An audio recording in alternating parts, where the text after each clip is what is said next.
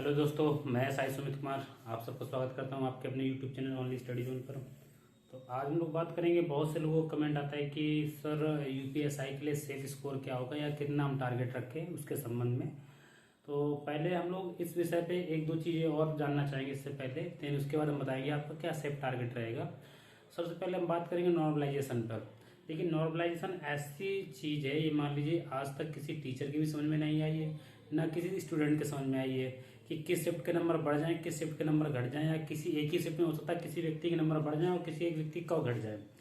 तो पहली बात तो क्या है कि जो भी हम लोग टारगेट रखेंगे उसको इस चीज़ को ध्यान में रखेंगे कि अगर इनकेस नॉर्मलाइजेशन में कुछ नंबर कम भी हो जाएं तब भी आपका सिलेक्शन हो जाना चाहिए। मैं क्यों बोल रहा हूँ इस बात को जरा समझिए कि अगर मान लीजिए कोई पर्सन तैयारी करता है, इतनी मेहनत करता है, सारा प्रोसेस कंप्लीट कर लेता है, रनिंग कंप्लीट कर ली, सब कुछ कर ली, और इन केस वो फाइनल मेरिट में बाहर होता है, तो एक परीक्षार्थी जो होता है, जो एग्जाम की तैयारी कर रहा होता है, उस कैंडिडेट के लिए फाइनल मेरिट में 0.5 से या 1 नंबर से 2 नंबर से बाहर होना, ये मान लीजिए मुझे नहीं लगता कि इतना बड़ा कोई और दुख होता होगा जितना उस व्यक्ति के लिए ये दुख रहता है कि हाँ मैं फाइनल में बाहर हुआ, और वो एक प्रकार से डिप्रेशन में चला जाता है। तो हम इन चीज़ों को ध्यान में रख के टारगेट बताएंगे कि अगर इन केस आपका ये मान लीजिए कुल मिला के 2-4 नंबर नॉर्मलाइजेशन में कम भी हो जाए, देन उसके बाद भी आपका फाइनल सिलेक्शन हो जाए।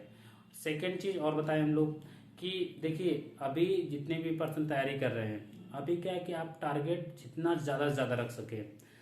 अब देखिए, अगर मान लीजिए आपको खुश करने के लिए कोई 100 भी बता देगा कि 100 क्वेश्चन में हो जाएगा, 105 में हो जाएगा, 110 में हो जाएगा, तो ये कोई यूट्यूबर अपने व्यूज़ बढ़ाने के लिए, या मान लीजिए कुल मिला के आपका लाइक पाने के लिए, या आपका दिल खुश करने के लिए, जो कुल मिला के एक जो चीज़ है वो ख्याल अच्छा है। पर बाकी जो तैयारी के हिसाब से मैं बताऊँ आपको, देखिए मैंने 2 कैटेगरी में बांटा हुआ चीज़ों को। एससी और महिलाओं के लिए जो मैंने बताया हुआ कि 120, ये मान लीजिए आप कम से कम जो है 120 मान के चलिए, आपको फाइनल सिलेक्शन के लिए 120 कम से कम सवाल चाहिए, क्वेश्चन चाहिए, यानी कि 300 नंबर। ठीक है। इसके बाद हम लोग बात करते हैं जनरल, ओबीसी और ईडब्ल्यूएस। इसके लिए 130 क्वेश्चन, यानी कि 325 नंबर आपको फाइनल सिलेक्शन के लिए कम से कम चाहिए। और एसटी की बात करता हूं तो इसको कम से कम 115 क्वेश्चन, यानी कि 287.5 नंबर आपको कम से कम सिलेक्शन के लिए चाहिए। तो ये मैंने बताया। अब इसका टारगेट की बात करता हूँ। ये मैंने बताया कि सिलेक्शन के लिए इतने कम से कम नंबर चाहिए। मैं टारगेट के लिए बात बताता हूँ आप लोगों के लिए। देखिए, टारगेट आप लोग जितना मैंने बताया है, यानी कि जनरल, ओबीसी और ईडब्ल्यूएस, ये 130 मैंने बताया। आप लोग टारगेट 140 सवाल रखिएगा कि प्रयास कीजिएगा। देखिए, अभी अभी अभी आप तैयारी कर रहे हैं, अभी आप कोशिश जितना ज़्यादा से ज़्यादा रखेंगे और उस पर काम करेंगे उतना अचीव करेंगे।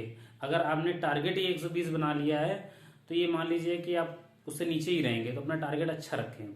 सेकंड, जो मैं बता रहा हूँ महिलाओं के लिए, यानी जो गर्ल्स कैंडिडेट्स हैं उनके लिए, और जो एससी के लिए है, ये अपना टारगेट रखें 130 सवाल। अभी से टारगेट लेके चलें कि 130 प्लस मुझे करना है। इनकेस अगर नॉर्मलाइजेशन भी आए तब भी अगर आपके कुछ नंबर कम भी हों तब भी आपका कुल मिला के सिलेक्शन होना चाहिए। मैं ये चाहता हूँ, मैं ये नहीं चाहता हूँ कि आप लोग में से कोई भी व्यक्ति फाइनल का दुख उठाए कि मेरा 1 नंबर साफ रह गया, मेरा ये रह गया, मैंने इतनी मेहनत की, मेरा 1 साल पूरा बर्बाद चला गया। मैं इसलिए कह रहा हूँ कि कोई भी भर्ती आती है उसे उसके लिए 1-1, 2-2 साल लोगों को इंतजार करना पड़ता है, 3-3 साल 4-4 साल इंतजार करना पड़ता है आपको। देन उसके बाद पेपर देना पड़ता है, उसके बाद फिर जो है पूरा प्रोसेस फॉलो करो, देन उसके बाद फिर एक आने को शुरू करो।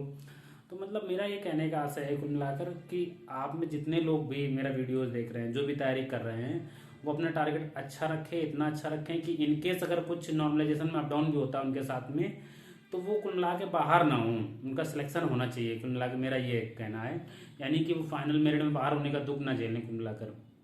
अब हम बात करते हैं, इसके बाद बता रहा हूँ तो कि एसटी वाले कितना रखें। एसटी वाले अपने लिए 100 मतलब 20 प्लस ही रखें वो अपने लिए टारगेट कि हाँ मतलब मुझे 120 प्लस ही करने हैं।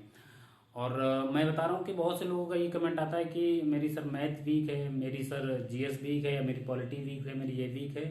तो मैं उनके लिए एक थोड़ा सा सजेशन देना चाहूँगा कि देखिए ऐसा है, अगर किसी व्यक्ति का आप देख रहे हैं किसी व्यक्ति की मैथ स्ट्रांग है, या किसी व्यक्ति को देख रहे हैं आप जीएस स्ट्रांग है, या किसी व्यक्ति को देख रहे हैं कि रीजनिंग स्ट्रांग है, हिंदी स्ट्रांग है, तो पहले मैं आपको बता दूं, किसी का कोई सब्जेक्ट स्ट्रांग या वीक नहीं होता है। होता है सब टाइम देने का इशू। अगर किसी का मैथ अच्छा है तो उसने मैथ पे अच्छा टाइम दिया होगा। अगर आपका मैथ वीक है तो आपने मैथ में अच्छा टाइम नहीं दिया है। तो कुल मिला के आप अगर किसी सब्जेक्ट में वीक है तो इसका मतलब ये नहीं कि आप वीक है, आपने बस समय कम दिया है। आप उस पर समय देंगे, आपका सब्जेक्ट वो अच्छा हो जाएगा। तो आप लोग इस चीज़ से जो है होपलेस ना हो कि मेरा ये कमजोर है, मेरा ये कमजोर। आपके पास अभी बहुत समय है, अभी कम से कम 6 महीने समय, मैं आपको बता दे रहा हूँ, कम से कम 6 महीने पेपर में समय है। बहुत कितनी भी जल्दी वैकेंसी आएगी तब भी 6 महीने से पहले पेपर नहीं होगा आपका। तो अभी आपके जो भी वीक पॉइंट है आप उन पर समय दीजिए, काम करिए, आपके वो वीक पॉइंट स्ट्रॉन्ग पॉइंट बन जाएंगे। अगर आप लोगों को वीडियो अच्छा लगा हो तो मेरे चैनल को सब्सक्राइब करें और बेल आइकन दबाएं। और साथ में मूल विधि की मैं क्लास ले रहा हूँ, तो आप मूल विधि मैं सिलेक्टेड आइटम ही बताऊंगा, क्योंकि मेरी खुद की 53-53वीं रैंक थी, 350 नंबर थे मेरे, 140 क्वेश्चन सही थे। तो मैंने जो चीज़ें पढ़ रखी, जो मेरा एक्सपीरियंस है, उसके बेस पे मैं वो जो चीज़ें भी बताऊंगा आपके लिए ऑथेंटिक बताऊंगा और आपके यूज़फुल बताऊंगा, ये मान लीजिए आप लोग। ठीक, तो आप लोग मेरे साथ जुड़ जाएं और मेरे टेलीग्राम ग्रुप को जो है आप लोग जो है ज्वाइन कर लें, वहाँ पर आपको सारे सब्जेक्ट की PDF मिलती जाएंगी आपको समय समय पर। ठीक है, थैंक यू।